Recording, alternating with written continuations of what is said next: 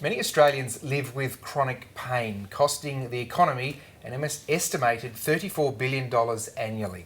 The 2015 National Pain Survey revealed that back pain is the most common form of pain, accounting for nearly 70% of all those living with chronic pain. Dr. Coralie Wales is the president of the Chronic Pain Australia, and she joins us now in the studio. Good morning to you. Good morning. Now, this is a problem obviously affecting a great number of Australians, but there's a lot to chronic pain, isn't there? I mean, it's not just one form of pain, although back pain is obviously a major issue. What are we talking about in terms of the types of pain that people are experiencing and how they're affected by it? We run a snapshot survey every year just to see how people are tracking with their pain, and the top one that people report is back pain, as you say, low back pain in particular. But then they talk about nerve pain, which is a really interesting thing, because what is nerve pain? But people are starting to understand, I think, that it's the nervous system that gets involved with chronic pain and can change, and it can produce really quite strange sensations. But then headache was the third. Pain of the head, migraine, headache, was really close up there too. So they're the three main ones that Australians are experiencing. The survey also found that 12% of those people suffering chronic pain, it's from medically unexplained pain. Can you explain the unexplained? That seems like a lot. Well, it's called medically unexplained pain because the tradition is that when you don't see something on X-ray or CT scan, then it's a bit mysterious. You say, well, what's causing it? And that's because people are putting an acute pain model across their pain to explain it. In other words, we know about acute pain. Acute pain is the pain that happens when you've hurt yourself as a kid growing up, you scrape your leg, you break your bone, the injury is healed and the pain goes away. With chronic pain, the longer that pain goes on, you have several body systems that get really involved. So you've got the immune system, the endocrine system, and the nervous system in particular. And once that happens, it's no longer a simple model, it's a very complex model. So people become quite confused by that. So the tradition is to call it medically unexplained because it doesn't fit the acute pain model. However, there are great scientific explanations for this kind of pain. We know a lot about this kind of pain. It's complex.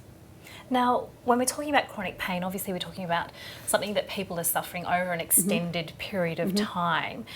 How are people actually living with this sort of pain? What are the sorts of treatments that people are seeking, and are they appropriate treatments? Good question.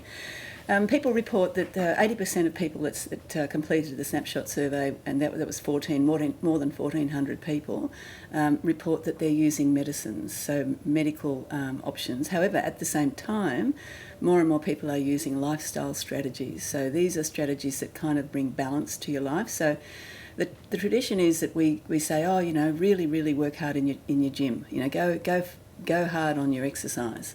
And no pain, no gain. These are the traditional sort of myths. But what we find is that people that do manage their pain talk about doing just enough exercise, not pushing too hard, about changing their diet. So you can eat in an inflammatory way or you can eat in an anti-inflammatory way. So eating omega-3 foods, rich in omega-3, toning down the omega-6 foods, which are your highly processed foods. So a really surprising one is that the good research that shows that being with your loved ones, laughter, good connection is anti-inflammatory. So, you know, the context for what you do in your life is really important. What about the brain? You mentioned emotions there, but what can you do can you train your brain to overcome some pain? We know that all experience is a pattern in the brain. So we have very complex neuronal patterns in the brain. And pain is no exception. We have a neuronal pattern for pain.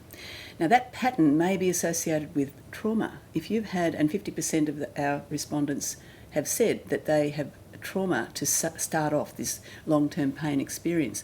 Now that trauma is also a pattern and it's linked in to that pain pattern. So dealing with the trauma is really important. You can get treatment for trauma, but also knowing that if you do things habitually in the wrong way, if you've got a sore left leg, and I know people that have done this, sore left leg, you get on the bike to have a ride. You're going to do some nice enjoyable exercise, but every time you come off, you get onto your sore left leg. So just breaking that pattern for left and right in that environment is a way of changing your brain.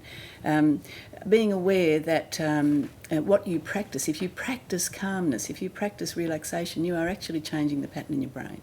So all of the things that you do are interfering with that pain matrix. Dr. Coralie Wells with Chronic Pain Australia. Thank you very much for your time with us this morning. My pleasure. Thank you for having us. Okay.